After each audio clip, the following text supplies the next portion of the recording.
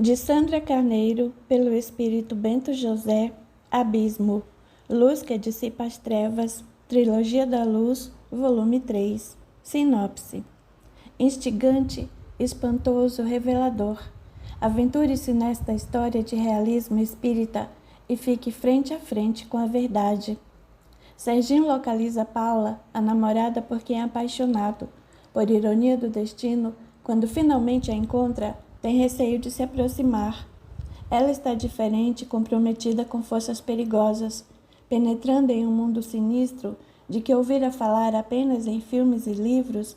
Ele depara com drogas, vampiros e centenas de jovens aprisionados. Tudo o que mais temia, aquilo que sempre negara, está acontecendo diante dos seus olhos, dividido entre a alegria do reencontro e o medo da verdade. Serginho luta pelo amor de Paula e por sua felicidade. Parte 1, capítulo 1. Sonho recorrente. Começava a escurecer, sentados em uma trilha estreita que terminava logo à frente na densa floresta amazônica. Dois jovens buscavam fôlego para prosseguir. Virando o cantil quase vazio, Matilde tomou os últimos goles de água, estava sedenta. Rubens arrancou-lhe a vasilha das mãos e gritou: "O que está fazendo? Não vê que temos de guardar essa água, a única que nos resta? Quer que eu morra de sede?" O rapaz constatou que a água tinha acabado e jogou o cantil de volta aos pés dela. "Venha, precisamos continuar. Estou cansada e não quero entrar na floresta, sinto medo." Ele agarrou-a pelos braços e arrastou-a com energia. "Vamos, temos de nos esconder na mata. Onde estão meus pais e os seus? Onde foram parar? Quero encontrá-los, Rubens, estou com muito medo." Os dois ainda conversavam quando os sons de tiros ecoaram secos, entre a algazarra dos pássaros, ao findar do dia. Depois gritos e mais tiros. Matilde pulou e juntos afundaram na mata cerrada enquanto corre o ela indagou: "O que os soldados querem? Por fim ao nosso movimento? Não podem fazer isso. Não passam de bandidos a serviço do governo." Achava que iriam ficar quietos, vendo o movimento crescer, ganhar força. Eles querem controlar tudo. A moça parou, respirando ofegante.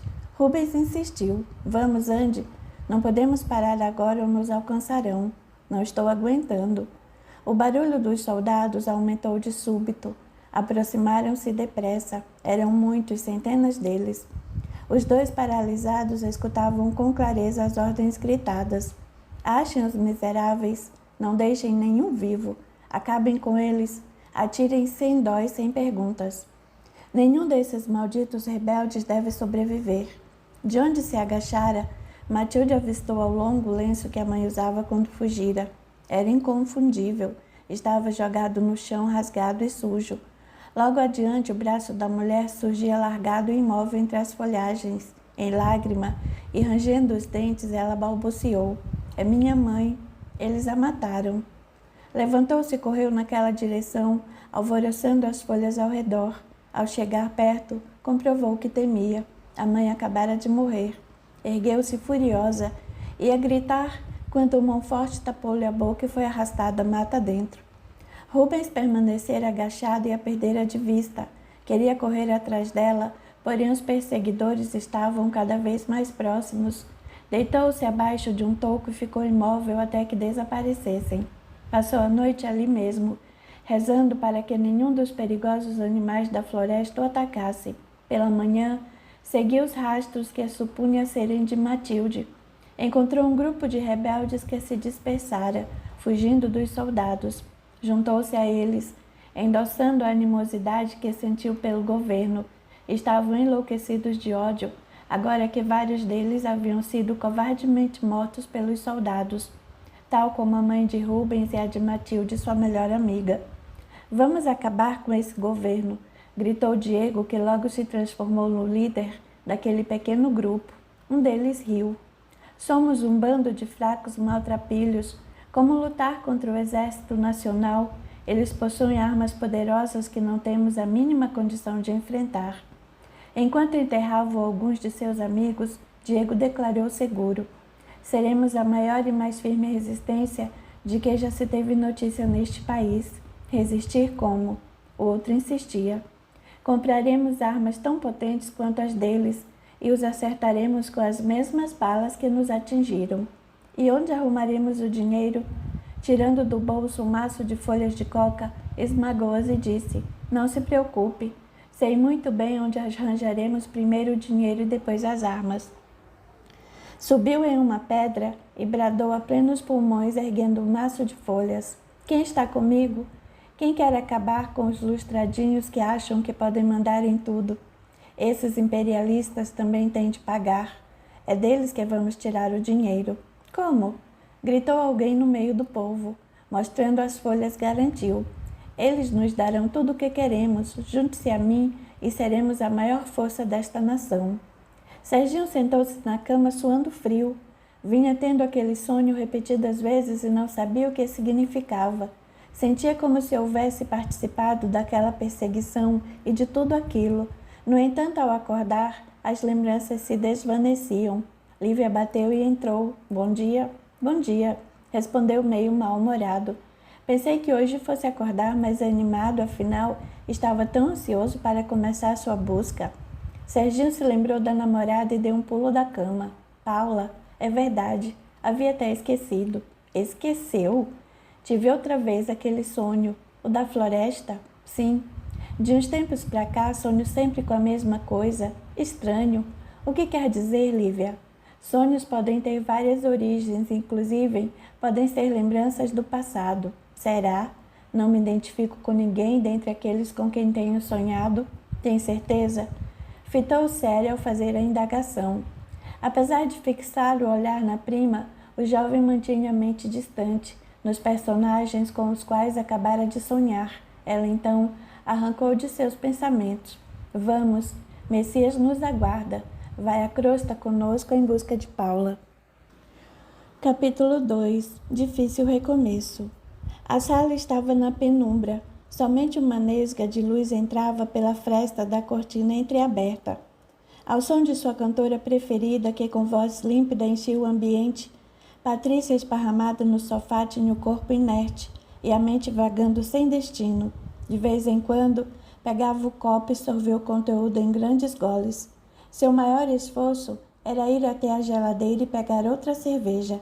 Espalhadas por todos os cômodos do apartamento, multiplicavam-se as latas vazias. Arnaldo virou a chave na porta e entrou, mais uma vez encontrando a esposa entregue à depressão. Sem se deter, foi direto para o próprio quarto. Desde a morte de Paula, não compartilhavam um dormitório. A música parou por um momento e depois foi à TV, com volume exagerado, que começou a exibir um show de Elis Regina. Patrícia agora se entregava mais profundamente à melancolia e à tristeza. Percebera a chegada do marido, que a tratava com total desprezo, já quase não conversavam. O belo e sofisticado apartamento, localizado no Alto de Pinheiros, na capital paulista, tinha latas e garrafas de bebidas por toda parte. Quando Serginho entrou, seguido por Lívia, Messias, Arnaldo e Sônia, ficou penalizado. Encarando o instrutor que carinhosamente o acompanhava desde a colônia espiritual, justificou-se. Era por isso, Messias, que eu sentia tanta necessidade de vir em socorro desta família. A situação é lastimável. Messias manteve-se calado em oração. Serginho, depois de observar atentamente tudo ao redor, olhou para a prima e questionou. Não entendo. Por que ela se entrega à depressão dessa forma? Não procura auxílio? A fé é uma bênção, Serginho, e nas horas mais difíceis nos sustenta e nos ajuda a encontrar o caminho. É o que falta a Patrícia. Carrega enorme culpa e se cobra pelo que aconteceu à filha. Além disso, o marido também a acusa, ainda que sem articular palavras. Mas por quê? Ela não soube dar a Paula aquilo que deveria. Na verdade, rejeitou-a desde o princípio. Sentia atração e repulsa pela menina desde a mais tenra idade. Lívia interrompeu a explicação e pediu que Serginho igualmente se conservasse em oração. Arnaldo, que já havia trocado de roupa, entrou na sala e com violência arrancou o copo das mãos da esposa. Muito irritado, gritava: Não suporto mais esta situação. Cale a boca, Patrícia o afrontou. Você não manda em mim. Tudo isso me pertence. Tem de me aguentar. Sabe que não pode ordenar-me nada. Sou dona de tudo o que possuímos. Agora me diga o que fará. Pretende separar-se de mim? e correr o risco de perder a boa vida? Ela fez breve pausa, agarrou o copo de novo e se largou no sofá. Então continuou: Não, querido. Sei que sua ambição não lhe permite tomar essa atitude, portanto, volte ao seu canto e deixe-me em paz com minha tristeza. O marido se calou por alguns instantes, depois falou sinceramente interessado. Afinal, por que todo esse sofrimento? Você nunca se importou tanto com Paula, nem se relacionavam direito. Sua filha cresceu nas mãos de babás, tendo-a poucas vezes por perto. Eu lhe avisei que deveria dar maior atenção à menina, mas você não demonstrava interesse em passar mais tempo com ela. E assim, o que significa esse procedimento? Até compreendo que sinta falta dela, quanto à depressão que a deixa prostrada desse jeito. Não consigo entender. Você precisa de ajuda. Tem ido ao psiquiatra? Completamente embriagada, Patrícia retorquiu: Não é da sua conta. Você não é capaz de me compreender. Nunca foi. Ela se afastou e o marido a observou calado, até que resmungou entre os dentes: Mulher inútil. Ao notar que Arnaldo deixava o lar, ela ergueu de leve os olhos por sobre os ombros, com desdém, e gritou: Não ouse tomar, assumir por vários dias, está me ouvindo? Ou acabo de vez com sua ilusão de riqueza. Não houve resposta. Ele desaparecera e Patrícia, rangendo os dentes, chorou amargurada. Serginho, que assistira à cena sentado num canto da sala, virou-se para a prima e comentou: Sinto-me péssimo em ficar de espectador sem fazer nada. Temos de ajudar essas pessoas. Angustiado, o rapaz suspirou. Messias o advertiu firme: Se deseja mesmo fazer algo positivo, primeiro fortaleça seus pensamentos e sentimentos. Não se deixe envolver dessa maneira pelas pesadas energias que dominam e destroem o lar de nossos irmãos. Por certo, eles necessitam de ajuda, mas antes precisam ajudar-se a si próprios.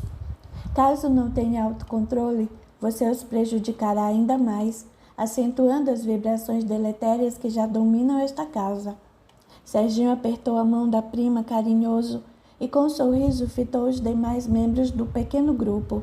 Ainda bem que tenho vocês ao meu lado. Seria impossível fazer qualquer coisa sozinho.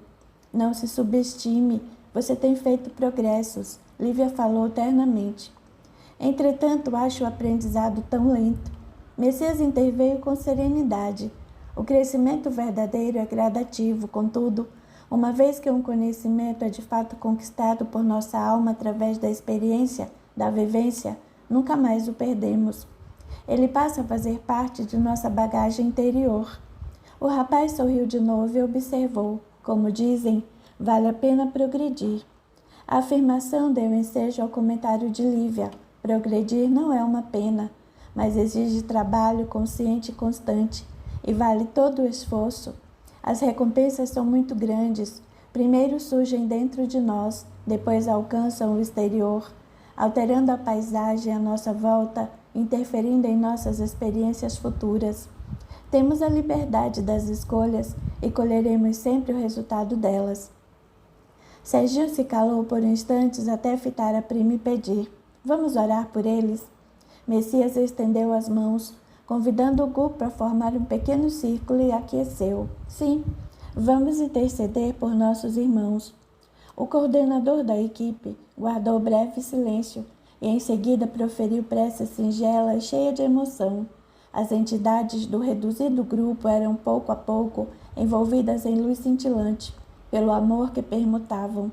Como um dínamo potente, as vibrações amorosas aumentavam, gerando luz ao redor. Antes mesmo que Messias terminasse a curta oração, o ambiente tornou-se mais sombrio. Vultos enegrecidos começaram a ser vistos caminhando por ali. Alguns usavam um pesado capuz que lhes ocultava o semblante. Outros tinham olhos enraivecidos e aparência completamente descomposta. Eram como farrapos humanos cheios de ódio. De súbito, a atmosfera fez-se ainda mais densa. Foi aí que Messias alertou: é hora de partir. Serginho tentava dizer algo quando seu coração começou a bater descompassado. A voz calou-lhe na garganta e a respiração falhou. Saíram somente ao atingirem uma região mais afastada no campo. Messias quebrou o silêncio perguntando ao rapaz: Sente-se melhor? O que foi aquilo? São as companhias com que nossos irmãos sintonizam através de hábitos mentais, emoções e atitudes. Nossa, foi horrível! Que seres apavorantes! Lívia colocou o dedo na boca do primo, impedindo-o de continuar, e esclareceu: são nossos irmãos, que ainda não conseguem enxergar a luz. A influência que exercem sobre a família é acolhida sem resistência e estabelecem perfeita troca de fluidos, alimentando-se mutuamente. Abatido e com voz trêmula, Serginho disparou. E agora? Como podemos ajudá-los? E como vamos auxiliar Paula? Onde será que ela está neste momento e em que condições? Messias e Lívia trocaram um expressivo olhar, sem articular palavra. Capítulo 3. Na escuridão. Quebrando o prolongado silêncio, Messias fitou Serginho nos olhos e procurou saber. Depois do que acaba de experimentar, acredita que está pronto para esse trabalho? Pode demorar até a situação se apresentar melhor. Sem desviar o olhar, o rapaz considerou, investigando o mais profundo do seu ser. Já passaram alguns anos desde que deixei o corpo físico. Estou melhorando a cada dia, aprendendo muito. Graças à acolhida e ao apoio de vocês, especialmente de Lívia, tenho feito progressos. Como posso esquecer que sou responsável pelo desencarne de Paula e deixá-la cada vez mais para trás? Já não posso suportar a culpa. Tenho de encontrá-la, ajudá-la. E se ela aceitar, você quer dizer? E por que não aceitaria? Messias calou-se.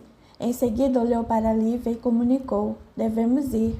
O posto de socorro para o qual nos dirigimos envia pedido de auxílio.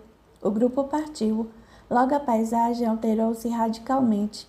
Em derredor, névoa pardacenta envolvia o ambiente. Muitos espíritos se cruzavam diante da pequena caravana sem registrar-lhe a presença. Conforme avançavam, mais denso e sombrio ficava o ambiente. A respiração de Serginho tornou-se ofegante. Faltava-lhe oxigênio. Lívia percebeu e consultou o Messias. Não seria melhor pararmos um pouco? Serginho está com dificuldade para respirar. O instrutor olhou em volta e ponderou. É melhor seguirmos até atingir nosso destino. Você ainda tem condições de continuar, Serginho? Tenho sim. Ele respondeu, empenhando-se em readquirir o autocontrole. Então vamos.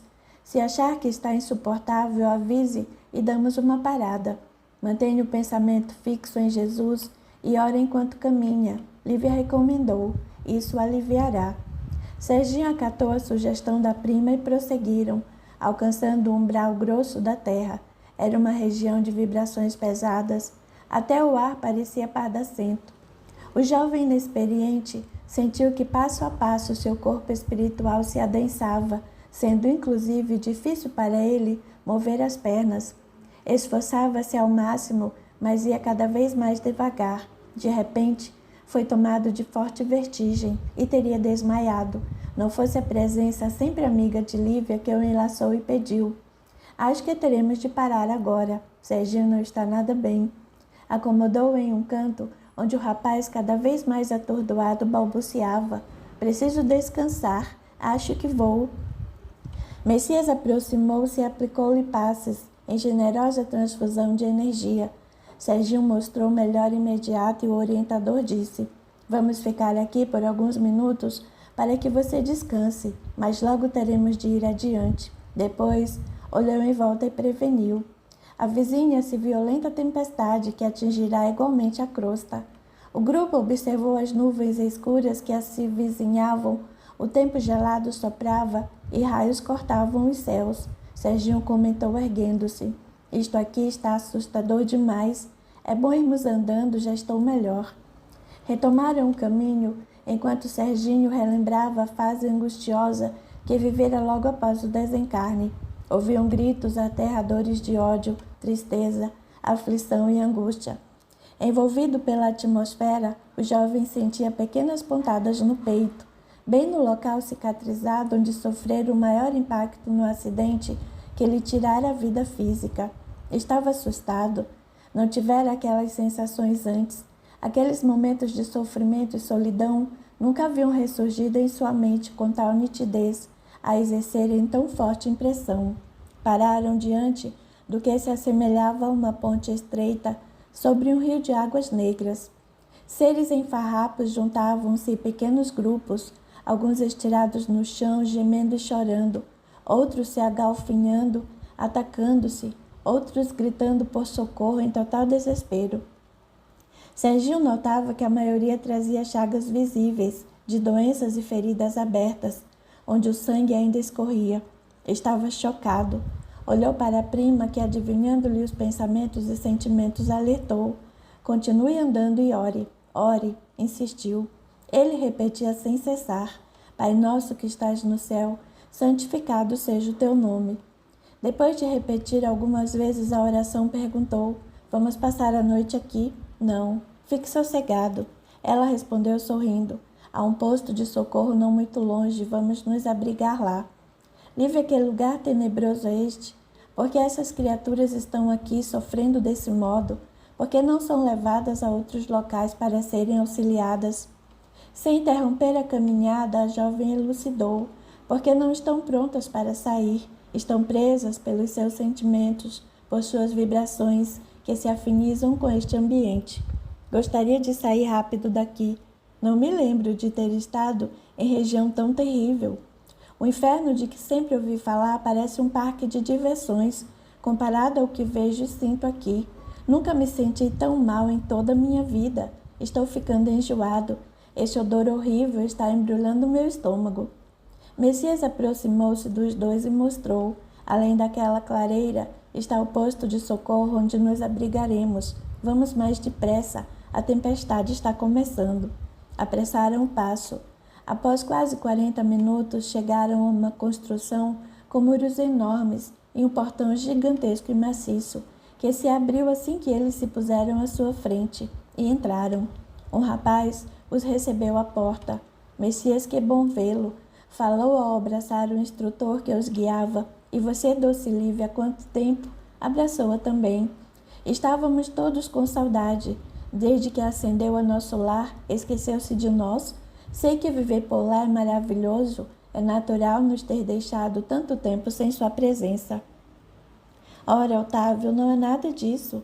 Tenho bastante trabalho em nosso lar, porém sinto muita saudade de todos aqui. Feitas as apresentações, Otávio acompanhou o grupo comentando. A tempestade está cada vez mais forte. Estou impressionado. Elas são frequentes. Tem ocorrido cada vez maior, com mais frequência e mais intensidade. Pudera, com as vibrações deletérias que emitem nossos irmãos encarnados, só podem piorar. Ao entrar em amplo salão, informou: Vou pedir que tragam alguma coisa para vocês comerem. Estão precisando. Devem repor as energias que perderam durante a caminhada. Depois, podem repousar. Acho que só conseguirão sair quando a tempestade terminar. E por aqui, elas chegam a durar dias. Chovendo direto, indagou Serginho surpreso. Diminui um pouco, sem parar por completo, e logo recomeça com violência redobrada. Mas fique tranquilo, ela acaba passando. E assim que acabar, vocês poderão prosseguir. Sejam bem-vindos e fiquem pelo tempo que for preciso. Messias agradeceu. Obrigado pela sua costumeira hospitalidade, Otávio. Enquanto estivermos aqui, gostaríamos de colaborar e de aprender sob sua orientação. Otávio aceitou de pronto. Está certo. Não se pode perder tempo, não é mesmo? De forma alguma. Temos grande alegria em contar com a colaboração de vocês.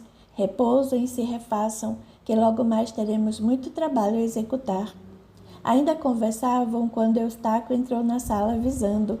Estão tentando invadir o prédio. Ativem a proteção eletromagnética. Virou-se para Serginho, que o encarava espantado, e esclareceu. Como proteção, temos de usar alguns recursos mais intimidadores. Por que não os deixa entrar? Estranhou o rapaz. Devem estar apavorados com a tempestade e necessitam de ajuda. Eles não procuram ajuda. Querem apenas proteger-se. E só precisam de poucos minutos para exercer sua ação destrutiva.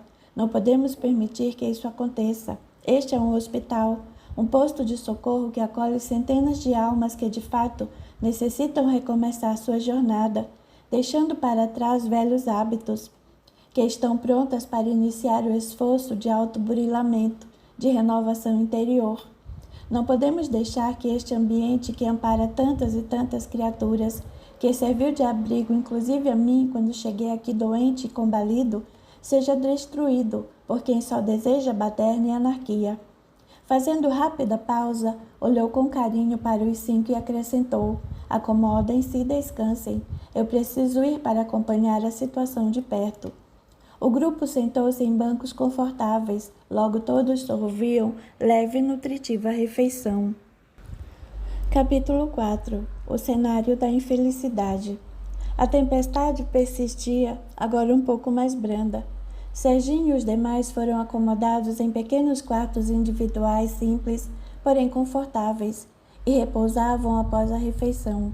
O rapaz deitado escutava os trovões violentos e via pela janela os clarões dos relâmpagos ameaçadores. Virava-se de um lado para o outro incomodado.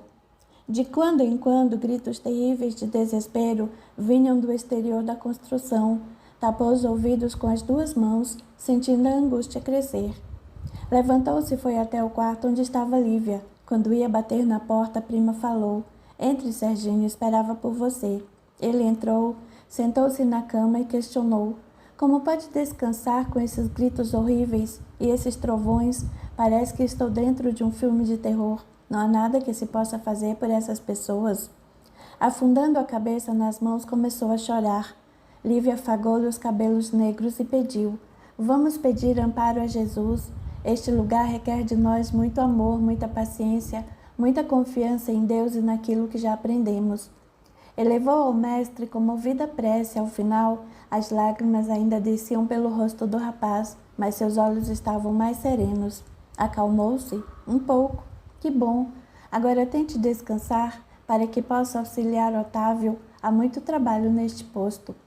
Serginho beijou-lhe o rosto e saiu sentindo-se melhor. Voltou para o quarto e deitou-se outra vez. Embora os gritos continuassem lá fora, buscou focar a mente em lembranças de palestras que ouvira, de experiências alegres que tivera ao lado de Lívia, ao mesmo tempo em que pedia que Jesus o fortalecesse para poder ser útil. Relaxou e conseguiu finalmente o repouso. Após algumas horas, foi a prima quem o chamou. O jovem apareceu à porta. Tudo bem, Lívia? Descansou um pouco? Sim, já me sinto melhor. Ótimo. Otávio nos convidou a participar de um grupo socorrista que sai todas as manhãs para recolher aqueles que necessitam e estão aptos a receber auxílio.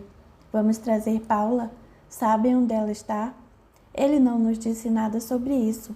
Mas se Paula estivesse por aqui, ele saberia, não é? Talvez não. Quando recebe autorização, parte em busca de algumas pessoas. Ainda assim, nem sempre consegue trazê-las. Posso ir junto? Tendo em vista o que passou lá na casa dos pais de Paula, acho melhor você ficar. Eu realmente gostaria muito de ir.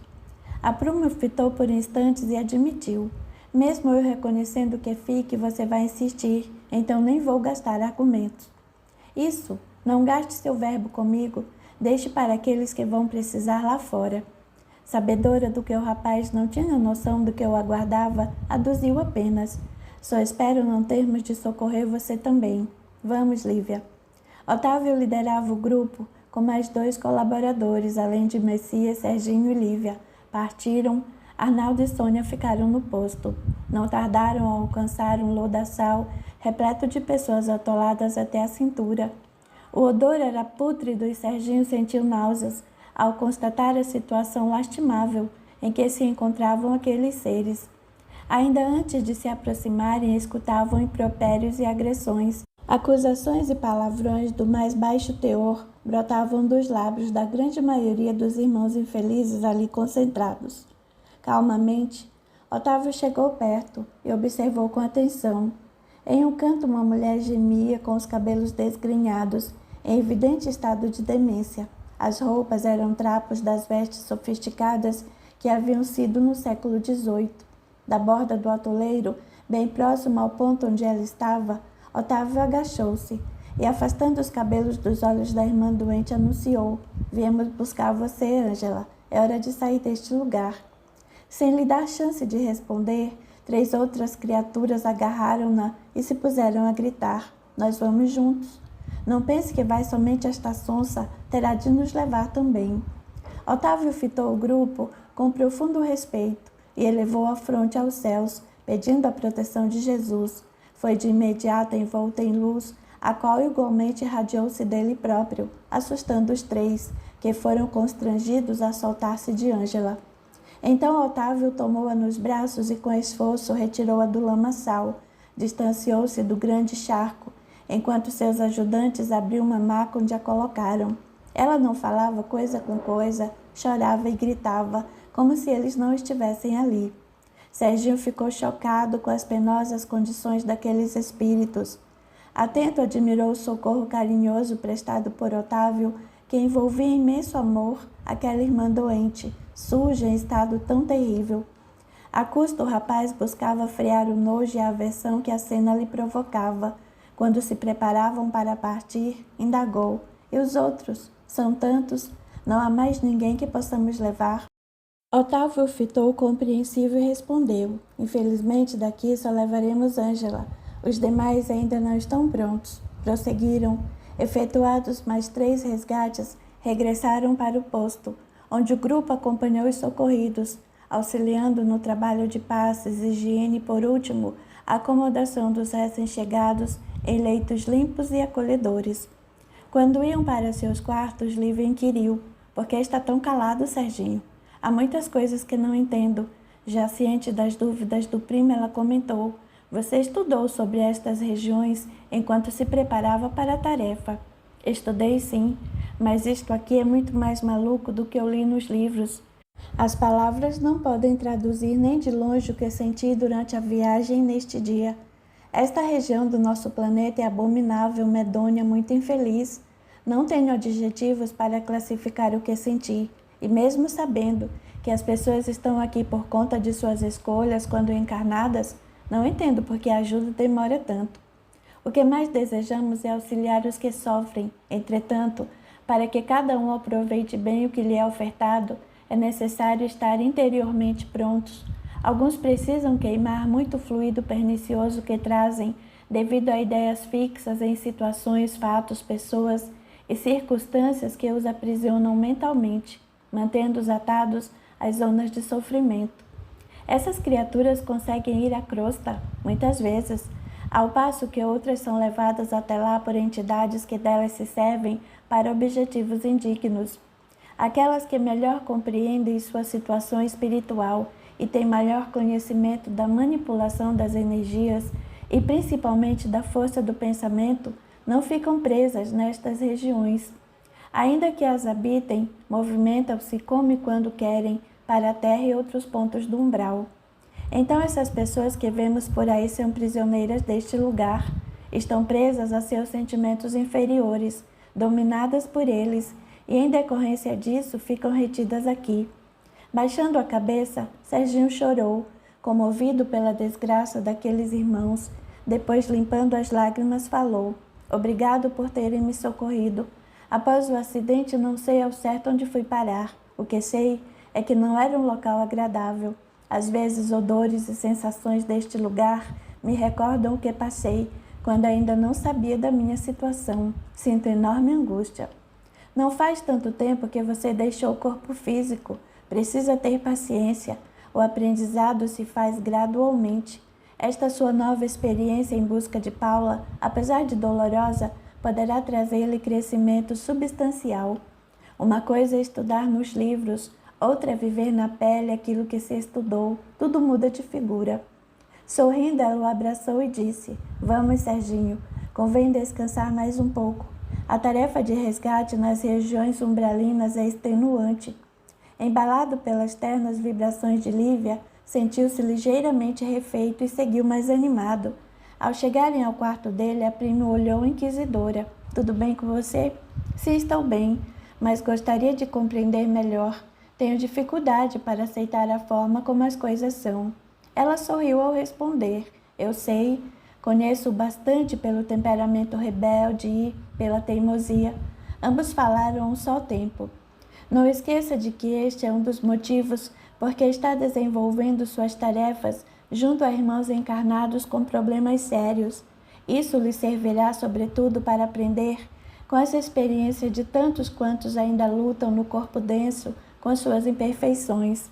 Sofremos, mais quando reconhecemos neles nossas próprias deficiências, realmente. Até que superemos determinada dificuldade interior, ou pelo menos aprendamos a lidar com ela, teremos reações mais fortes toda vez que a defrontarmos fora de nós, ou seja, em outras pessoas. Um trovão ecoou pelos corredores do posto e Serginho desabafou. Essa tempestade que não passa me dá nos nervos. Esses trovões, esses raios são apavorantes. Também são reflexo de nossas imperfeições. Também. Todo o ambiente do umbral é o resultado das emanações mentais dos que aqui se encontram e da vibração geral do orbe. Vivemos sempre no ambiente que criamos em nossa mente, quer consciente ou inconscientemente. Despediram-se. Serginho deitou-se e pôs-se a meditar sobre a experiência vivida. Ainda sentia no nariz o cheiro insuportável que emanava do lamaçal que haviam visitado. A situação de Ângela também não lhe saía do pensamento, trazendo inevitavelmente a lembrança de Paula. Como estaria ela naquele momento? Em que condição? Onde poderiam achá-la? O rosto da jovem veio-lhe à mente. A imagem que dela fixara na memória era de um dos ensaios da banda. Parecia tão forte, tão independente. Foi quando pensou nos olhos de Paula e de súbito viu que nunca percebera antes. Ela tinha o olhar triste, profundamente triste.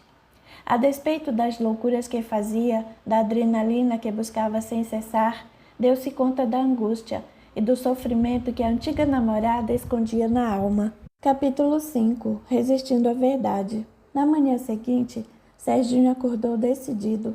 Queria ajudar para aprender. Desejava achar Paula e faria tudo o que pudesse para socorrê-la. Iria resgatá-la sozinho se fosse preciso. Ao encontrar Messias e Lívia, não ocultou a ansiedade. Parece que a tempestade acalmou afinal. Vamos seguir viagem? Ficaremos aqui por mais alguns dias. Otávio precisa de reforço em sua equipe, pois há notícia do desencarne próximo de grande número de pessoas. Algumas poderão ser trazidas para cá, daí a solicitação para permanecermos. Ele emudeceu contrariado. Não desejava adiar a procura e não lhe agradava nem um pouco a ideia de ficar muito tempo por ali. No entanto, antes que pudesse traduzir tais pensamentos em palavras, Messias aconselhou: sempre que queremos algo, temos de pensar primeiro no que poderíamos dar de nós em favor dos que mais necessitam. A mensagem cristã nos ensina que é dando que se recebe. Serginho calou-se. Estavam comendo quando Otávio apareceu e informou: já vamos sair, temos muito trabalho hoje. Lívia e Messias levantaram-se. Serginho mostrou interesse. Quero ajudar também. O que posso fazer? Acompanho vocês? Prefiro que fique aqui e colabore com os outros grupos que virão ao longo do dia. O rapaz concordou com a cabeça e Otávio tocou-lhe o ombro ao agradecer. Obrigado pela disponibilidade para nos auxiliar. Sei de sua ansiedade em prosseguir com a busca de sua antiga namorada, mas creia, o melhor sempre nos alcança. Partiram. Serginho, atendendo à solicitação, começou a ajudar os grupos de socorro que chegavam, com almas em condições semelhantes às de Ângela. A princípio meio aborrecido, aos poucos integrou-se com os amigos socorristas e com as pessoas resgatadas, e passou a vibrar amor e carinho, contribuindo com o melhor de si. Pelo meio do dia seguinte, novo grupo chegou, e ele, ainda no serviço de socorro, logo se identificou com o espírito quase dementado que vinha transportado em maca. Christian, o jovem resgatado, gemia e gritava. Depois emudecia e tentava levantar-se, impedido pelos enfermeiros da luz. Voltava a se deitar e a gritar, afirmando ver monstros aterradores. Tinha alucinações. Então, com lampejos de lucidez, dizia-se perseguido e pedia que o escondessem. Serginho comoveu-se de pronto com o drama do rapaz, que aparentava a mesma idade dele. Levaram-no para uma sala especial que mais parecia uma prisão. Praticamente desprovido de utensílios, o aposento dispunha tão somente de um colchão no centro, sem lençóis, sem travesseiros. Acomodaram o rapaz, aplicaram-lhe tratamento intensivo de passes magnéticos, tentando tranquilizá-lo, e depois o fizeram beber água com os remédios nela fluidificados. O enfermo se acalmou e o grupo saiu deixando-o só. Ao trancarem a porta, Serginho, espantado, objetou: por que deixaram o rapaz nessa cela e sem nada além de um colchão? Porque não tem sequer uma coberta para proteger-se do frio? Ele precisa ficar em isolamento, sem possibilidade de usar nada com que possa ferir-se, explicou Alzira. Se não está mais encarnado, o que poderia fazer contra si próprio? Suas impressões materiais são muito fortes e ele poderia utilizar lençóis para mutilar-se, sob a influência das alucinações que o dominam. Observando o rapaz pela grade da porta, ele perguntou: qual é o problema dele? É usuário de drogas. É? Como assim? Desencarnou há algum tempo, em consequência de uma overdose, e continua sorvendo os entorpecentes através de jovens encarnados que induz a consumi-las. É um verdadeiro vampiro, não desses dos cinemas das séries de TV. É um vampiro invisível, aos olhos dos jovens encarnados e por isso muito mais perigoso. E como foi que veio parar aqui? Pela intercessão da mãe, que, tendo conhecimento dos princípios espíritas, ora por ele, buscando ajudá-lo. E também pela ação do grupo de vibrações de uma casa espírita, que, no intuito de auxiliar uma jovem dependente, filha de uma frequentadora, possibilitou à equipe de socorristas levá-la a uma noite de tratamentos espirituais. Ele ficou na casa e, tendo a ocasião de manifestar-se através de um dos médios, foi adormecido e a seguir trazido para cá. Socorrido em uma tarefa de doutrinação na casa espírita? Isso mesmo. Muitos chegam aqui retirados a contragosto de lares ou vidas que perturbam.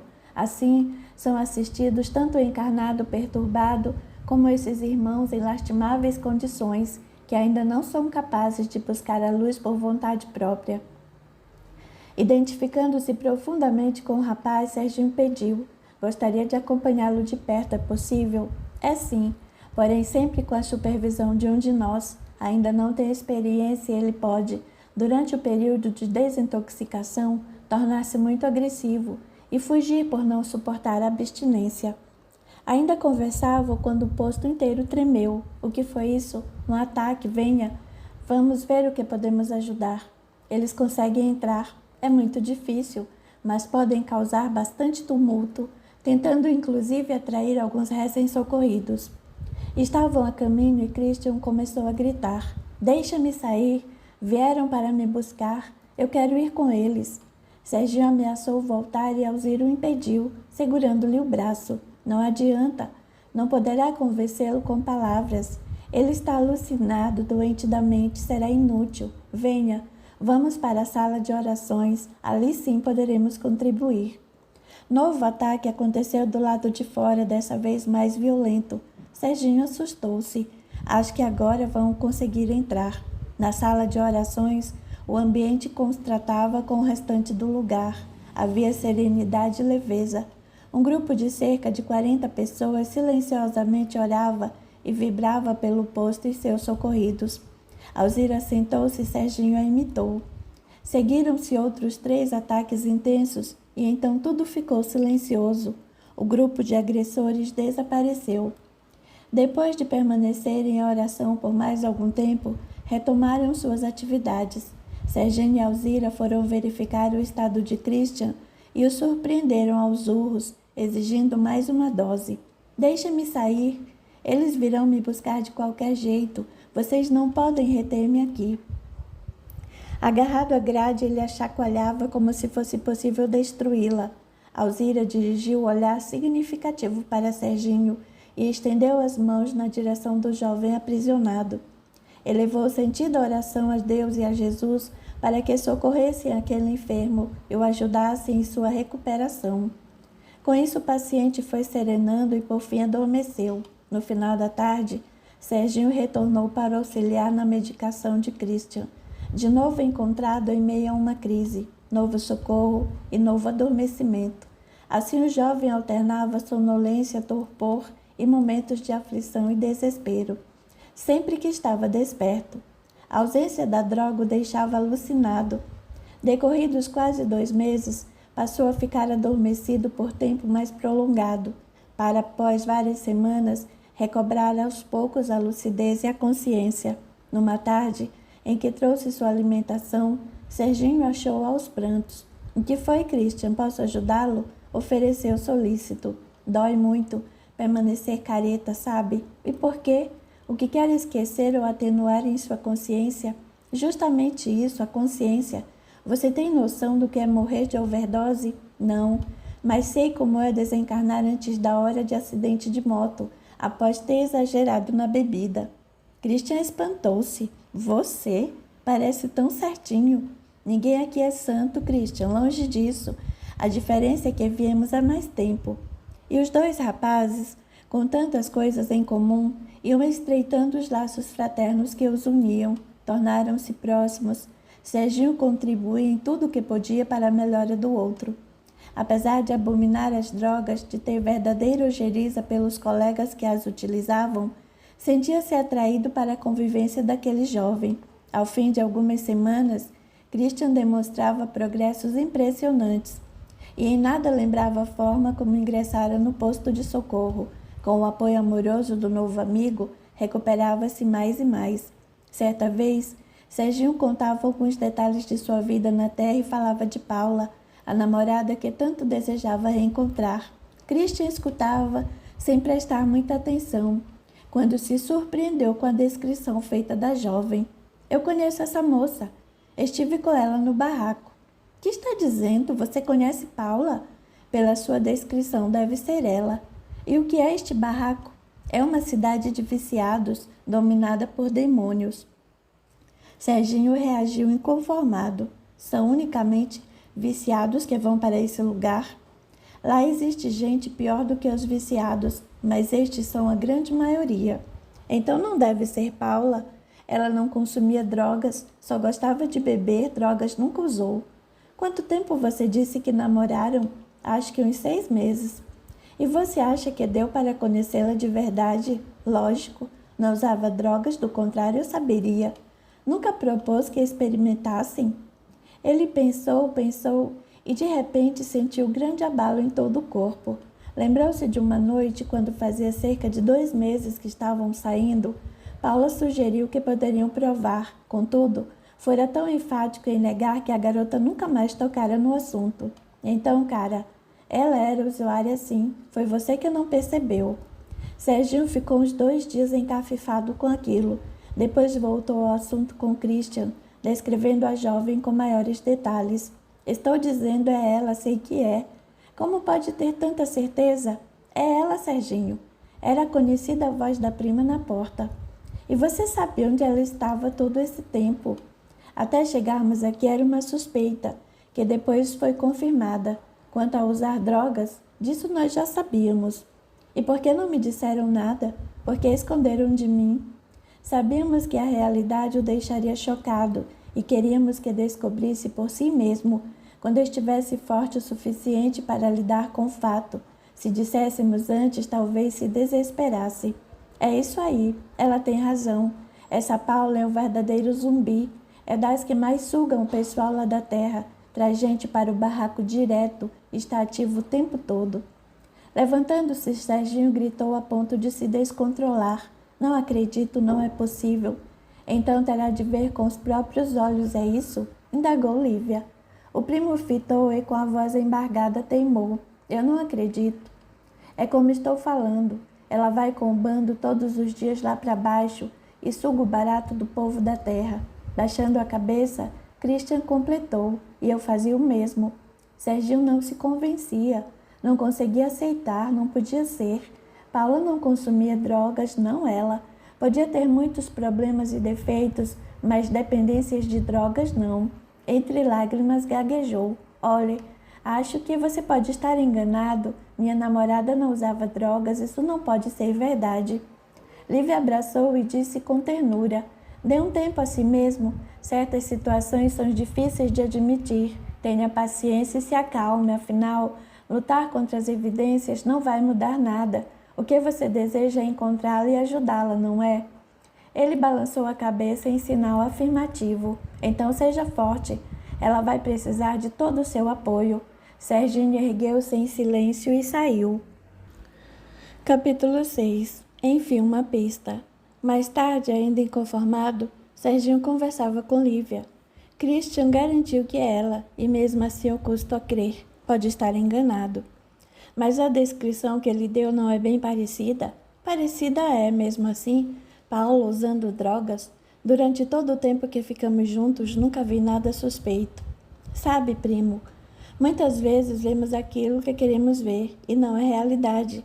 É frequente nos enganarmos a respeito dos outros e até de nós próprios. Vemos apenas aquilo que desejamos ver. Não teria acontecido isso com você em relação a Paula? E como comprovaremos? Vamos até o quarto dele. Veremos se é possível rastrear as lembranças que guarda dessa jovem que supõe ser Paula e tentar identificá-la. É evidente que deve estar bem diferente de quando encarnada, quero dizer. Sua aparência pode ter mudado muito.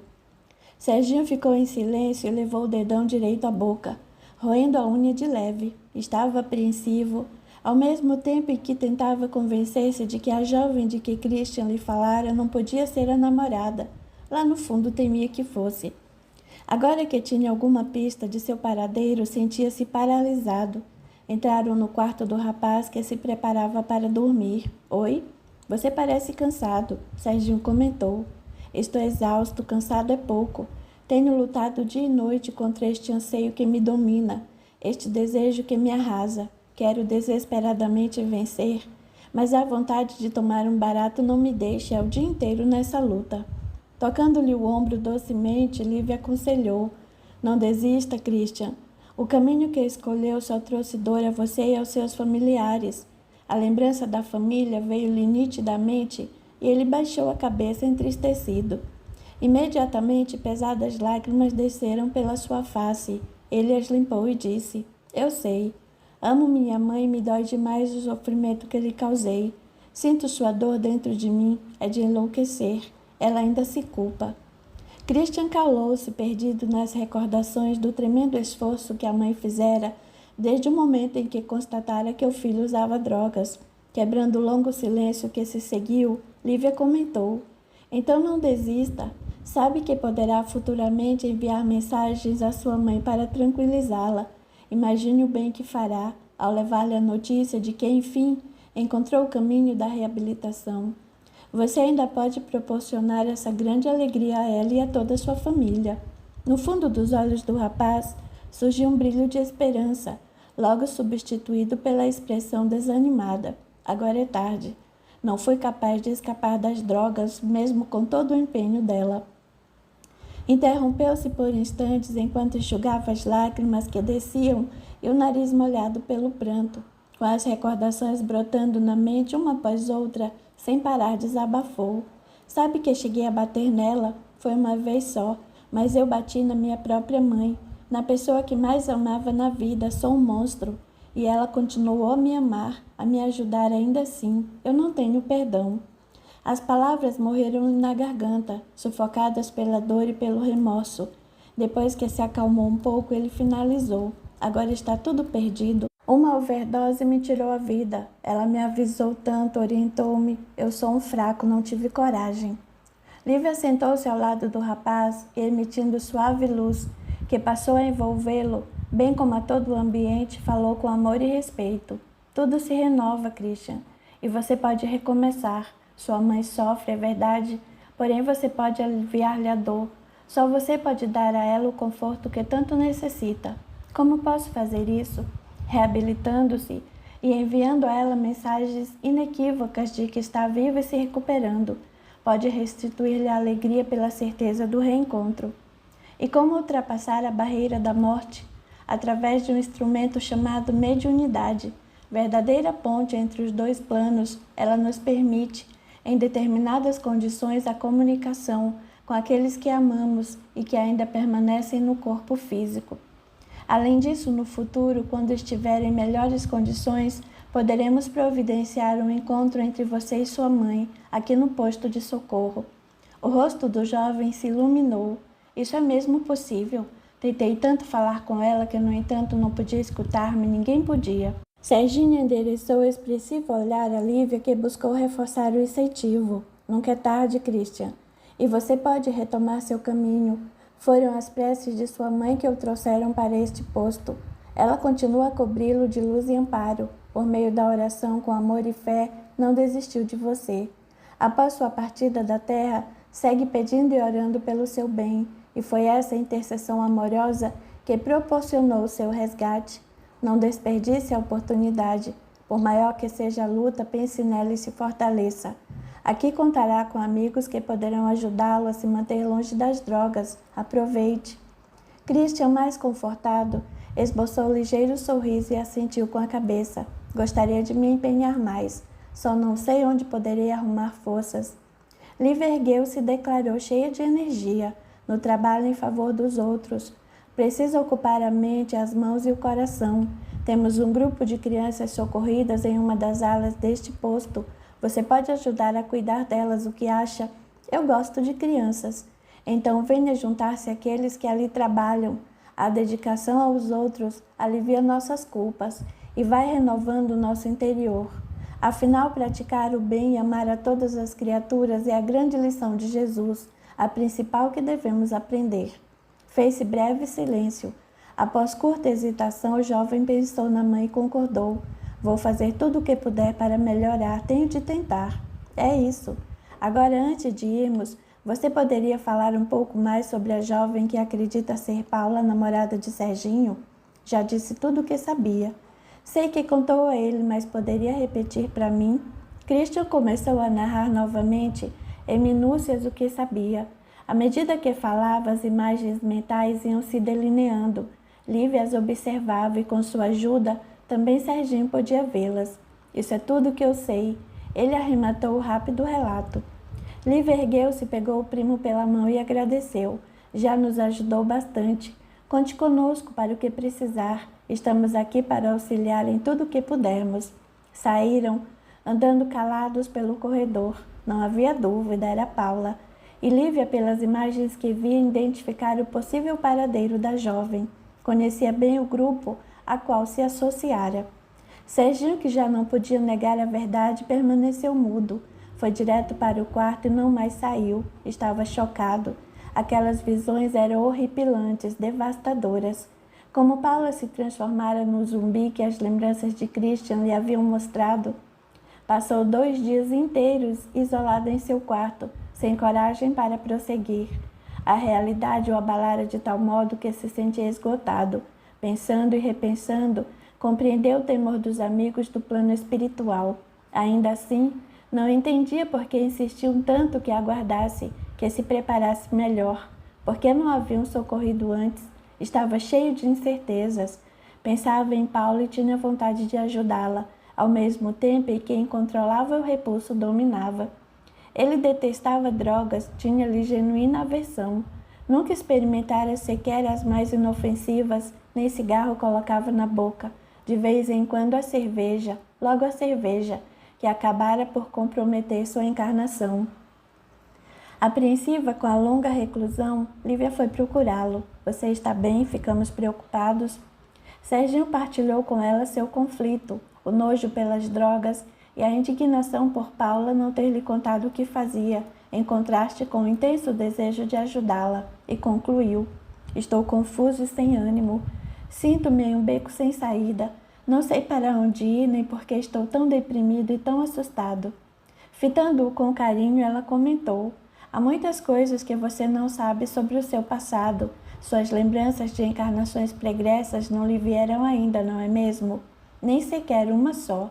Nós queríamos que você esperasse um pouco mais, até estar efetivamente pronto, não apenas para enfrentar a difícil e árdua tarefa de resgatar Paula, como acima de tudo, para entrar em contato consigo mesmo e com seu passado. Dá para explicar melhor? Você precisa relembrar, venha comigo. Para onde? Logo verá. Levou-a a uma sala pequena e confortável, onde linda música tocava. O ambiente era calmo, com tons de azul celeste na decoração. Poucos elementos ocupavam o aposento. Lívia acomodou em uma cama e pediu que relaxasse. Pietro não tardaria e a ajudaria a alcançar a memória mais profunda de Serginho. E se não quiser lembrar? Ele questionou. Estou com medo? Eu sei. Todavia, seu estado psíquico e emocional neste momento poderá ser tremendamente favorecido com essas memórias. embora bem doloroso, será útil para você e também para Paula. Ele se deitou e suspirou fundo.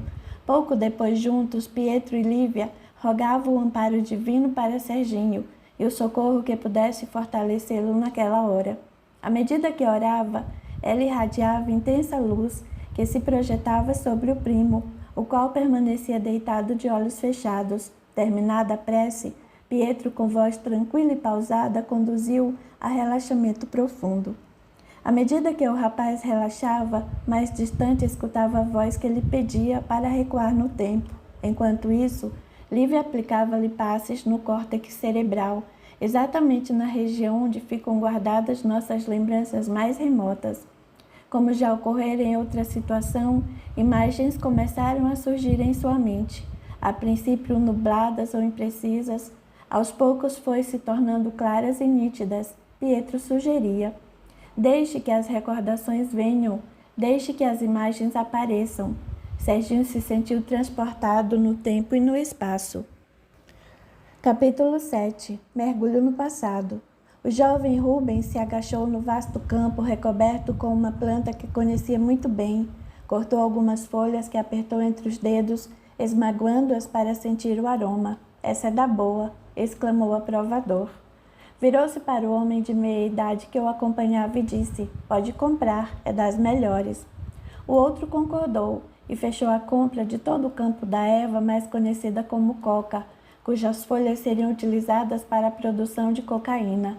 Efetivada a transação, o comprador depositou nas mãos daquele jovem uma pequena porção de notas e um grande pacote de cocaína. Quando o vendedor recebeu o dinheiro, contou em silêncio e a seguir reclamou: é muito pouco pela produção inteira, tenho muita gente para pagar. Só isso não dá, você disse que era mais. Rubens agarrou o homem pelo colarinho e disse entre os dentes: cale a boca e fique feliz, porque daqui em diante está sob a proteção das forças guerrilheiras. Agora ande, vá trabalhar o outro lado de suas terras, pois queremos nova quantidade em breve. Temos muitas encomendas a enviar para o exterior. Os donos das terras saiu irritado, porém se manteve calado. Sabia que era melhor não se indispor com aqueles soldados da guerrilha. Eram perigosos. Rubens, satisfeito, contou o dinheiro e disse: vou tirar alguns dias de folga. Tem 2 dias para aproveitar. Depois quero você trabalhando, preciso encontrar mais fornecedores. Serginho remexeu-se na cama, desconfortável, com a respiração ofegante. As lembranças lhe traziam dor e angústia. Pietro e Lívia intensificavam as emanações de energia sobre o rapaz, envolvendo em vibrações afetuosas. A tensão se dissipou e sua mente voltou a se abrir para as recordações. Sabia que, embora totalmente distinto na aparência, aquele que via como se fosse outra pessoa era ele próprio, em encarnação pretérita. 2 dias e nada mais, o homem insistiu. Agora vamos. Precisamos retornar ao acampamento. O jovem, que aparentava uns 25 anos, empurrou a porta de madeira da casa onde vivia e entrou ansioso. Queria provar o que acabara de receber. Olhou ao redor e não viu ninguém. Foi até o quintal procurando. Onde será que aquele imprestável se meteu, Matilde? Onde está? Andou pelo terreno e foi descobrir a moça estirada sobre uma árvore, com aquele pedaço de vidro nas mãos. De novo. Você não aprende? Está usando demais essa droga. Ela olhou como se não o visse, como se buscasse algo no horizonte. Depois deu de ombros e resmungou. Trouxe mais? A nossa acabou. Você precisa começar a colaborar de algum jeito. Não pode ficar jogada pelos cantos sem fazer nada. Sou eu quem faz tudo por aqui. Cuido de você e da casa e também de trazer dinheiro. Estou cansada. Já disse que quero ir embora daqui. Por favor, não aguento mais esta floresta, este lugar não aguento. Quero ir para a cidade. Deve haver algum lugar onde possamos ficar livres de todos. E a esta altura viver do quê? Estou ganhando bastante dinheiro e me expondo fácil. Expõe-se pouco. Rubens, muitos de nós companheiros estão mortos. Meu pai se foi e o seu também. Não temos mais ninguém. Nossos amigos de antes ficaram todos dominados pelas ideias de Diego. Eu odeio tudo isto. Queria poder desaparecer. Detesto este lugar, esta luta estúpida. Prefere viver sob as ordens de um governo injusto? Prefiro levar minha vida longe de tudo isso. Detesto o governo também. Ele tirou a vida de meus pais. Pôs-se de pé e começou a chutar tudo o que via pela frente, gritando palavrões e acusações aos companheiros revolucionários e ao governo. Então se sentou exausta e disse encarando: eu só tenho você, vamos, quero mais, eu preciso, sei que você tem. O jovem a observava, refletindo se deveria ou não dar-lhe mais cocaína naquele momento. Já sentira imenso carinho por ela, mas desde que haviam chegado ali 6 anos atrás, muita coisa mudara. A garota gritou e esperneou, em seguida passou a chutá-lo exigindo a droga.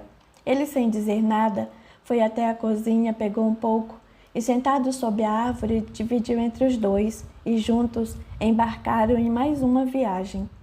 Ante a cena deplorável, grossas lágrimas desciam pela face rubra de Serginho.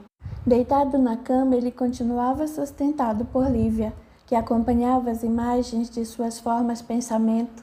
Conseguia vê-las a se definirem com nitidez, à medida que o primo vasculhava a memória e revivia o passado, em que fora militante de forças guerrilheiras, traficante e usuário de drogas.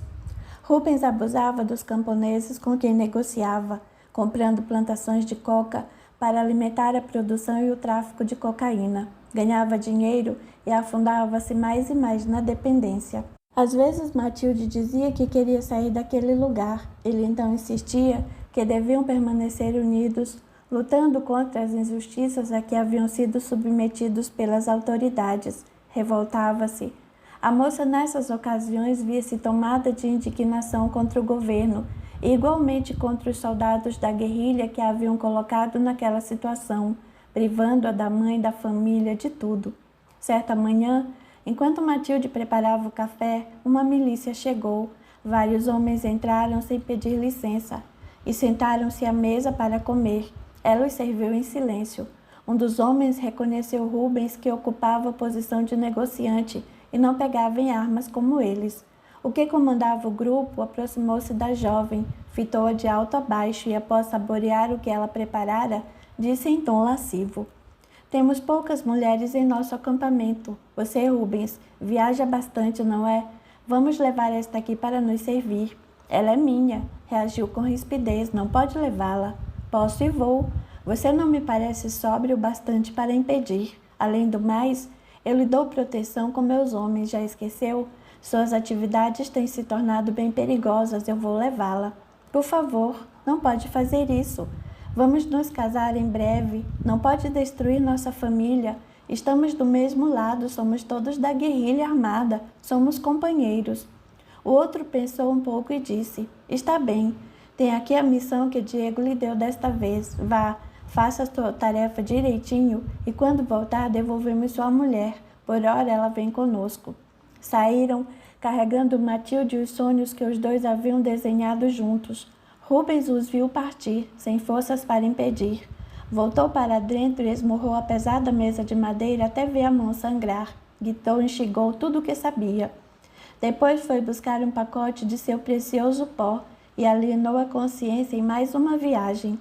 Os pais de Rubens, que do plano espiritual lamentavam a situação em que os jovens haviam ficado após aquela rebelião, apoiada por eles próprios, carregavam o peso da culpa. Queriam a liberdade e não a prisão em que o filho fora lançado. Sentiam-se responsáveis por ele e trabalhavam ativamente para mudar sua condição espiritual. Foram levados diversas vezes até Pedro Leopoldo, ao Centro Espírita Luiz Gonzaga, e acompanhavam as atividades ali realizadas, aprendendo sobre o Espiritismo em busca da própria renovação. Comprometiam-se a ajudar o filho e reencaminhá-lo no bem. Rubens jamais voltaria daquela viagem. O vendedor, cansado de ser explorado por ele e pelos homens de Diego, preparou-lhe uma emboscada na qual sucumbiu sem proteção. Os pais obtiveram autorização para socorrê-lo e o levaram para o posto de socorro próximo. Reunida novamente, a família recebia apoio para restaurar os caminhos e recomeçar. Serginho retornou devagar do profundo torpor em que mergulhara e, entre lágrimas, admitiu aflito: eu também fui um drogado. E pior do que isso, ajudei a espalhar essa droga desgraçada e a financiar a morte. Meu Deus, é monstruoso. Lívia sentou-se ao seu lado e tentou consolá-lo, explicando: Depois de refazer os seus caminhos na espiritualidade, você renasceu com genuína aversão às drogas. Passou a não suportar o menor contato com qualquer pessoa que suspeitasse ser usuária. Seus pais também foram bastante severos com você e seus irmãos, pois trazem a responsabilidade de não deixar nenhum dos filhos falar nesse ponto outra vez. No fundo, o que eu temia era uma recaída. Livy abraçou o primo, que chorou por longo tempo. Sentia-se aturdido. Pietro pediu-lhe que se deitasse de novo e iniciou um tratamento intenso para auxiliá-lo a se recuperar. Algumas horas após esse atendimento, Serginho estava mais refeito.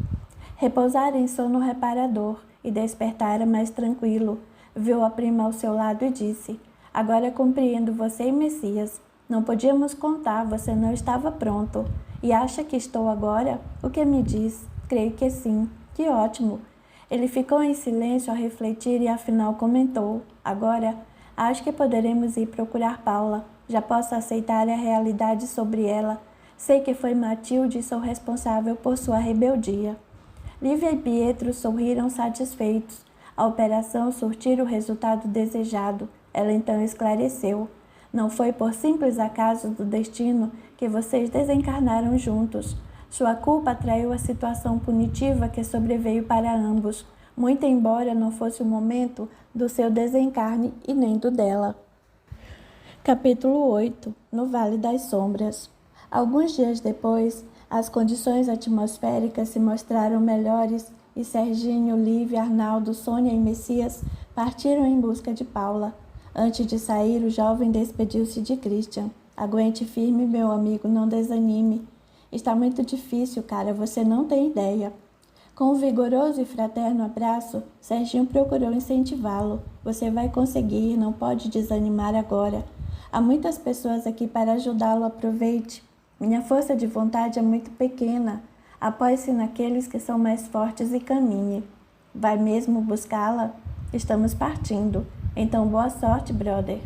Serginho abraçou mais uma vez, buscando transmitir-lhe todo o entusiasmo de que dispunha. Partiram. Caminharam pelo umbral em direção à zona mais densa. À medida que avançavam, os gritos de horror se intensificavam. Já haviam andado por muito tempo, quando de súbito, um grupo passou por eles arrastando 2 rapazes acorrentados, que eram chutados e maltratados verbal e fisicamente. Messias comentou: "Estamos chegando. Aqueles fazem parte de um bando que recolhe, controla e domina jovens viciados. E por que os maltratam tanto? Quem tenta fugir é perseguido e torturado, como você acabou de ver. Eles não nos veem? Não, mas alguns podem sentir nossa presença." O ambiente tornara-se mais desolador. Começaram a descer profundo e íngreme abismo. Serginho sentia dificuldade em respirar. Via no escuro grupos de moços drogando-se por todos os lados. Alguns o faziam livremente, outros eram subjugados. A condição de todos era estarrecedora. Assemelhavam-se a cadáveres esqueléticos de aparência horripilante, que usavam as drogas com sofreguidão, ficando depois em completo abandono. Alguns insanos, outros a fitar o vazio. Passaram por grupos que pareciam mais violentos, estapeavam-se e rolavam pelo chão, brigando pelo controle de outros jovens que chegavam.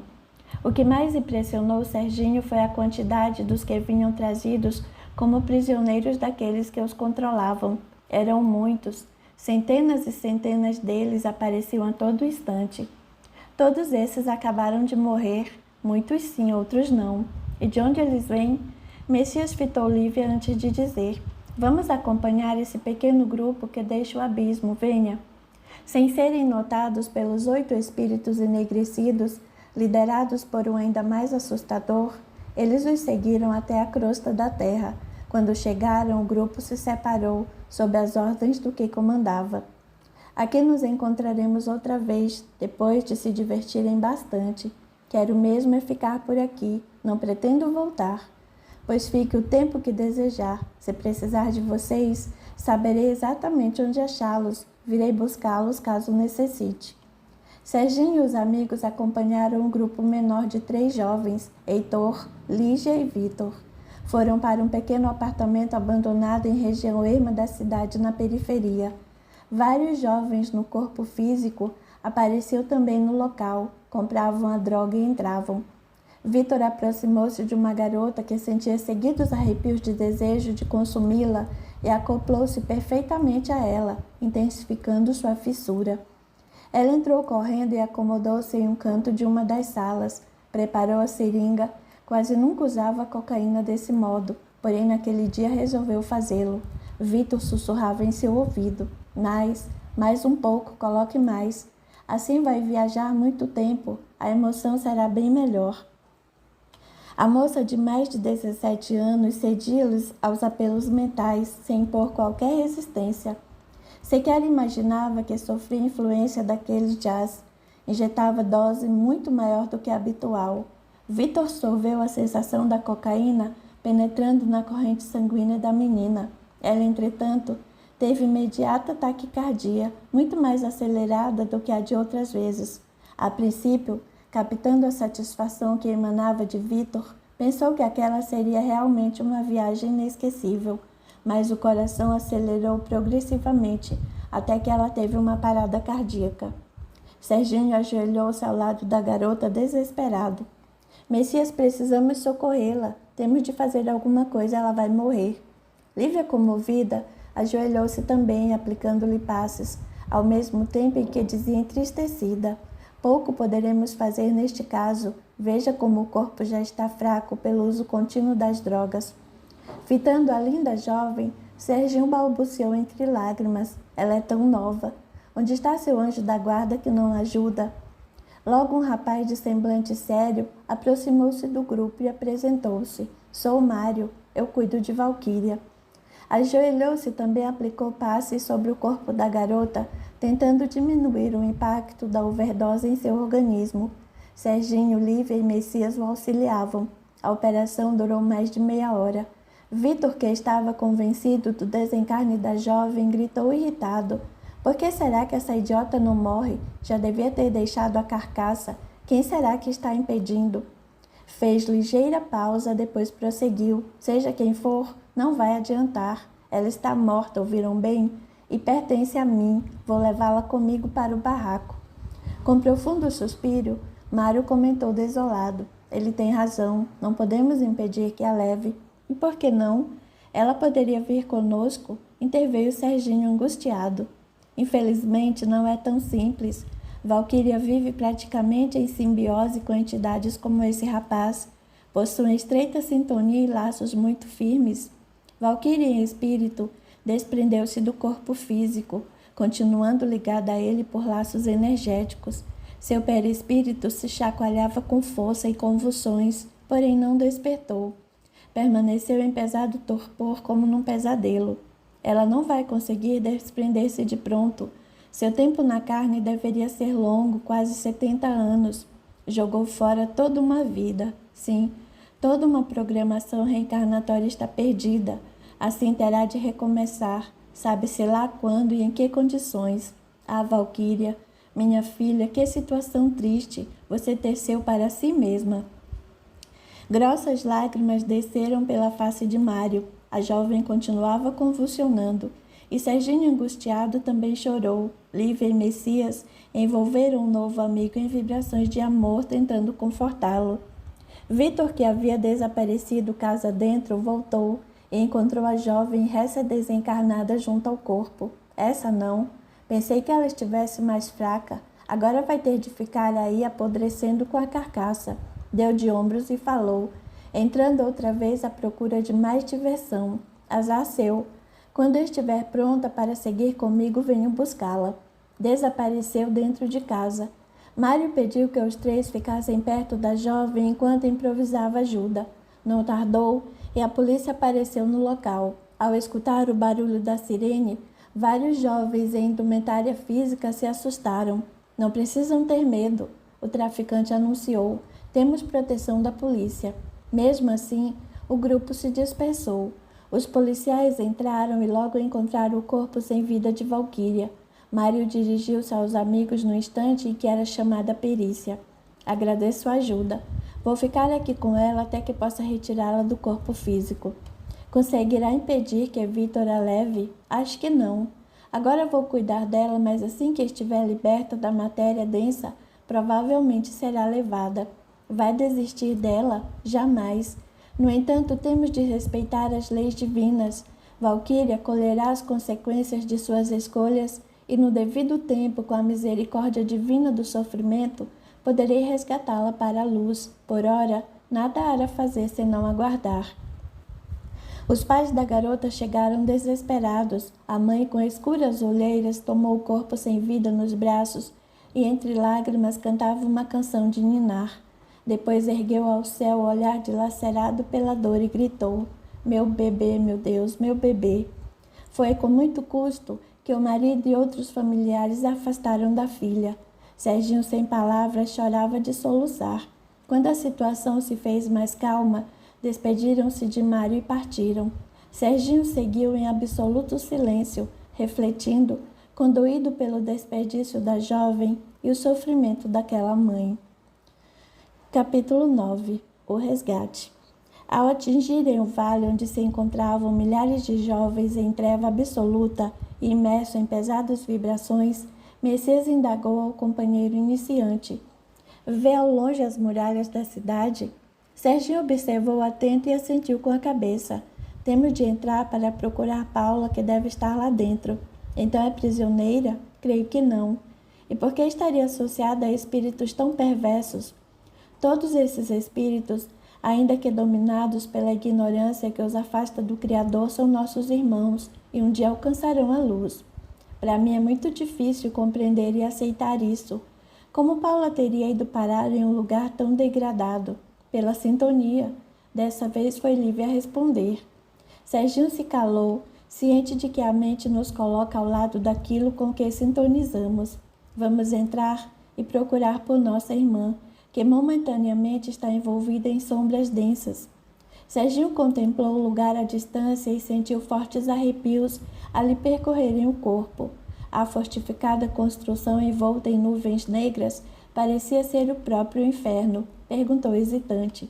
Eles poderão nos ver? Não, mas temos de permanecer em oração, sintonizados com o bem, com Deus. Vamos. Da beira do vale onde estavam, começaram a descer, cruzando tenebrosa região pela qual jovens se arrastavam, a implorar clemência a torturadores que os dominavam. Muitos eram ameaçados. Serginho escutou estarrecido uma das conversas. Vamos, vai me ajudar a dominar sua família? Não, não quero que minha irmã passe pelo que estou sofrendo. Mas ela já é viciada? Não, não é. Está quase na nossa. E você vai ajudar ou acabo com a família inteira. Inclusive seus pais, não sobrará ninguém. Em prantos, o jovem, que era praticamente arrastado, gritava: deixe minha família em paz. Você vai obedecer, se vai. Antes que Serginho pudesse elaborar qualquer observação mental, Messias alertou: ore, apenas ore por eles. Seguiram, frente às pesadas portas, aguardaram até que se abrissem. Um bando saiu em arruaça ensurdecedora, e os 5 aproveitaram para entrar. No interior da fortaleza, Serginho ficou ainda mais chocado. No ambiente denso e escuro, numerosos jovens eram prisioneiros. Atravessando um corredor, logo se viram em grande salão lotado, onde uma reunião estava para começar. Os presentes, homens e mulheres em condições deploráveis, gritavam palavrões e reclamavam, até que um grupo de 5 homens tomou o comando e deu início à reunião. À proporção que o encontro se desenrolava, crescia o assombro de Serginho. Aquele grupo estava sendo treinado com técnicas sofisticadas para exercer controle sobre os jovens encarnados, levando-os às drogas, à prostituição e ao crime. Os coordenadores demonstravam conhecimento e experiência incontestáveis e ensinavam pela prática e com projeções de fatos vividos pelos seus subordinados. Exibiam casos e mais casos, dando todos os detalhes de como poderiam influenciar e dominar a mente e a vida dos jovens no planeta. Tudo sempre começa pelo enfraquecimento dos valores familiares. É aí que devem enforcar seus ataques. Quanto mais frágeis e desprovidas de valores forem as famílias, mais fácil será nos infiltrarmos. Se os jovens já são rebeldes por natureza, à medida que lhe enfraquecemos, as famílias mais os teremos vulneráveis à nossa dominação. Serginho ouvia atento quando Lívia apontou. Olha aquela jovem, ajudando do lado esquerdo, não é Paula? Ele obedeceu e logo respondeu. Não se parece com ela, mas lembra muito a imagem que vimos na memória de Christian. Eu disse que talvez não fosse ela. Lívia, que se recordava de Paula pelas lembranças do próprio primo, pediu que a examinasse atentamente. Quando a moça se levantou outra vez, auxiliando o grupo que dirigia a reunião, ele sentiu as pernas amolecerem e o coração disparar. É ela. Ele gaguejou. A prima segurou suas mãos e pediu que se mantivesse em oração, controlando as emoções e principalmente os pensamentos. Todos os ampararam com preces de sustentação, para que não se desequilibrasse a ponto de denunciar a presença deles entre o grupo de espíritos que se demoravam nas trevas, arquitetando todo tipo de crimes contra os encarnados. Ele se harmonizou novamente. O assunto do grupo agora se degradava ainda mais. Debatiam os assédios que fariam, levando os jovens a se envolverem com o tráfico de drogas e a prostituição infantil, como formas de alimentarem o vício. Serginho baixou a cabeça e orou, pedindo o socorro do Criador para aquele antro de seres que mais pareciam demônios. Todos trajavam pesada túnica negra, com capuz que lhes cobria o rosto. Eram os líderes daquela colônia de depravação e degradação humanas. O rapaz sentia dificuldade em respirar. Lívia continuava a orar com fervor. Ao notar a opressão dominando o primo, e antes mesmo que se encerrasse a infeliz reunião, os 5 saíram do recinto. Aguardariam o término e então seguiriam Paula. Não precisaram esperar muito e viram que todos saíam. Localizaram Paula, que também usando a escura túnica, foi com um grupo menor para outra área do prédio. Acompanharam-na de perto. Ela se preparava para descer a crosta, liderando alguns jovens menos experientes. Ia dirigir uma atividade de obsessão sobre meninas de uma escola pública de ensino médio. Os 5 trabalhadores espirituais seguiram o grupo. À chegada, Paula acoplou-se a uma jovem que estudava em uma sala de reforço escolar e que sentiu imediata compulsão para usar droga. Sem refletir e entregando-se àquela vontade súbita, saiu à procura de colegas que poderiam fornecê-la. Não tardou a buscar um canto mais vazio da escola e fumar todo o cigarro que obtivera. Paula sorvia as baforadas, satisfeita, e assim era saciada ao mesmo tempo a vontade das duas, encarnada e desencarnada. Um dos componentes do grupo resmungou. Isso é uma bobagem. Essa droga não faz mal a ninguém. Você que é estúpido. Esse é um começo ingênuo. Ela está fumando há menos de 2 meses. Em breve vou apresentar-lhe drogas mais fortes. Mas não se preocupe. Hoje aqui mesmo vamos provar de tudo, até o crack. Desse eu gosto. Paula conduziu o grupo a diversas experiências, a que Serginho assistia com os olhos úmidos e o coração dolorido. Aquela jovem lhe parecia uma completa estranha, contudo, quando lhe fitava os olhos, reconhecia a namorada e sentia por ela imensa ternura. Como se tornara aquele monstro, pensava. A tristeza crescia, tornando-se quase insuportável, e em profundo abatimento ele pediu a Lívia. Podemos fazer-nos visíveis a ela? O que você pretende? Preciso lhe falar. Calma, Serginho, alertou o Messias. Vamos agir agora, pois o momento é propício. Caso deixemos escapar esta oportunidade, poderemos demorar até outra tão adequada aos nossos propósitos, e é necessária muita cautela. Arnaldo e Sônia peço que se mantenham em prece, dando-nos sustentação. Lívia, preciso que distraia os comandados de Paula, tire-os daqui e leve-os para longe. Lívia saiu e, envolvendo o professor que lhe ofereceu espaço mental, atraiu-os para perto dele. Agora, Serginho, quero que se concentre e procure lembrar-se de você, de sua aparência, dias antes do acidente, mas primeiro oremos. Depois de breve oração em que Messias pediu socorro do alto, mais 3 espíritos chegaram para auxiliá-los. Luz fulgurante invadiu o ambiente e Paula sentiu-se muito mal. 2 jovens que ela influenciava foram acometidas do mesmo mal-estar, e súbito medo se apossou de uma delas, que largou tudo dizendo: Vou embora, não quero, não estou com vontade, sinto medo. Alguém vai descobrir a gente. Alguma coisa ruim está para acontecer. Sem esperar pela resposta, saiu correndo. A amiga desconcertada também se retirou. Paulo olhou à volta, sentindo forte opressão. Pensou, a luz está por aqui. Sei que estão por perto, gritou. O que querem comigo? De repente, seguindo as orientações de Messias, Serginho se fez visível a ela. Sem reconhecê-lo de pronto, a moça inquiriu. O que você quer? Veio curtir também? Só que este ponto é meu. Com muita ternura, o rapaz perguntou, não está me reconhecendo? Estendeu a mão para ela e comentou, sabe que dia é hoje? Você tomou todas, cara, como vou saber? Hoje é o dia da comemoração do meu aniversário. Vamos lançar a nossa banda, lembra? Assiderado. Não podemos nos atrasar, temos de ir. Incrédula, ela fitou aquele jovem que continuava com a mão estendida convidando. Venha comigo, Paula. Serginho? Sim, sou eu. Paula sentiu a cabeça rodopiar. A surpresa fazia suas emoções mais escondidas aflorarem sem controle. Não sabia o que fazer, como agir. Não esperava reencontrar ali o jovem junto de quem havia desencarnado. Com vertigens, quase perdeu os sentidos. Serginho aconchegou-a nos braços. Agora Paula soluçava inteiramente descontrolada. Ele tirou-lhe o pesado capuz e com extremado carinho acariciou seus cabelos sujos e desalinhados.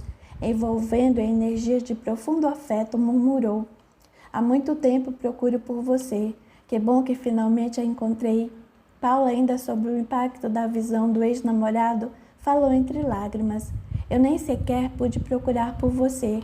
Assim que deixamos o corpo, fui levada presa e acabei resolvendo servir a um grupo de... Como ela hesitasse, Serginho colocou o dedo indicador em seus lábios pedindo, não precisa falar nada. Eu contei os dias, horas, minutos para ver você de novo. E agora que a tenho nos braços, não vou mais deixá-la. Paula não sabia o que responder. A presença do rapaz lhe trazia repentina clareza de consciência e a fazia saber que não queria levá-lo para o local onde vivia, que ele não aprovaria. Ao mesmo tempo, sentia que pertencia àquele lugar e para lá deveria voltar. Messias e a pequena equipe de socorristas oravam. Serginho tomou as mãos da jovem e beijou-as longamente. Depois, entre lágrimas, pediu, não me deixe outra vez que não vou suportar. Eu não estava brincando, sabe que dia é hoje? Após pensar um pouco, Paula balançou a cabeça em sinal negativo e então ouviu como resposta, é o dia que eu faria aniversário. Fique comigo, por favor, não quero ficar só. Limpando-lhe as lágrimas e recordando o dia em que ambos haviam perdido a vida na carne, aqueceu. Vou ficar com você hoje, claro que vou. A afirmação foi recebida com um abraço afetuoso. Nos braços do antigo namorado, a moça sentiu o conforto que há muito estava privada. Passado algum tempo sem a soltar, ele falou, venha comigo, vamos comemorar meu aniversário. E para onde vamos? Para uma festa, a que não podemos ter naquele dia. Paula, visivelmente transtornada, confessou, não posso. Eles não admitiriam, não nos deixariam em paz e não quero que peguem em você também. Do que está falando? Das pessoas para quem trabalho. Não tem de fazer nada que não queira, Paula. Não acha que já chega de sofrer? Não está cansada de viver nas sombras? Tocada pelo carinho do rapaz e pelas vibrações do grupo que os apoiava, ela desatou sentindo pranto. Quando se acalmou, insistiu. Não posso deixar que o peguem, virão atrás de mim. Vá para onde for, eles virão atrás e não me darão paz. Não se preocupe com isso agora, venha comigo, por favor. Sem pensar, ainda sob o efeito das lembranças do seu último dia na terra, ela o seguiu sem questionar mais. Messias, Arnaldo, Sônia e Lívia iam à frente, visíveis apenas para Serginho, até que alcançaram o posto de socorro onde estavam albergados temporariamente.